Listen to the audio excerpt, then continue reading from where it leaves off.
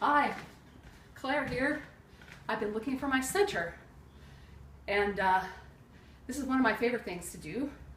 I think it's a really interesting idea physically that we have a center, that there is a place we can return to, but in my mission to get rid of chronic shoulder tension forever, I've really been on the warpath against a certain idea of center that just seems like it won't go away.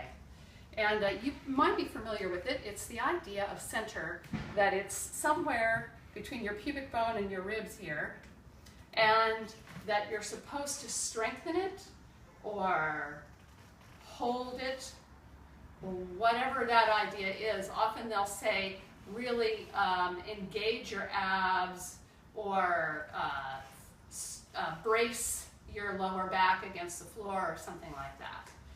And all you need to do to know how much that idea contributes to shoulder tension is to just try it.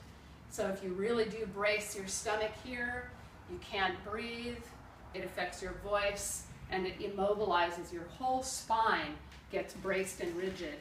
And to me, this is actually one of the major causes of chronic shoulder tension. Even if you're not into fitness, often people have this idea. So I'm wanting, in my work, to throw out different ideas about center. I don't think there's one idea that's correct, but I do think structurally that your center is really your spine and your head and the contents of those structures. They're certainly the core of your being, but they're not in your middle. They're in the back of your body. And so to just have a sensory experience of your center, your structural center, I'm going to just give you a little exercise to do. So what you need is you need a corner somewhere. I'm just going to show you from two angles. And it's hard to get a full experience of the full length of your spine. So you just want to really get as far down on your tailbone as you can and bring some sensation to your tailbone in that corner of your wall. And you don't really need to flatten your back against it. So you don't want to be holding your abs, you don't want to be bracing your legs or anything like that.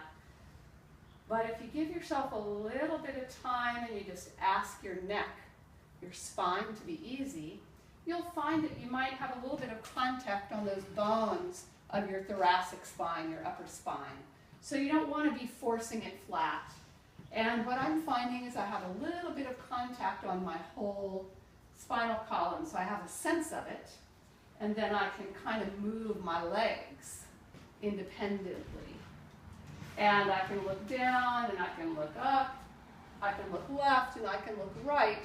And what I notice is that there's a little bit of movement down here, but I still have a sense of it being my center. And if you want, once you get that going, if you realize that the skin and the structure of your legs and your inner thighs is not your center, you can begin to send energy down into the floor, and you can feel your center going up the wall. And you can kind of think of just really sending it up and then letting your heels come down. So you get some real length going and energy going. And then if you want, you can also just keep your tail against the wall and get a sense of your center behind you this way, and stretching it out and coming up. And if you think about that direction of your center going up, you can even get a little bit of a stretch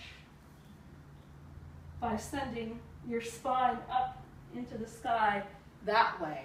And it feels really nice, and it's more about stretching your spine than it is about stretching your legs. It's about engaging all the muscles in your body. So that's it. That's my my little center dance. And there's center of weight, which is another center. So There's so many ideas, and it should be something that you can play with, not something that gets you fixed and tense and over-efforting. All right, peace and love. Have a great day. Hope that was fun.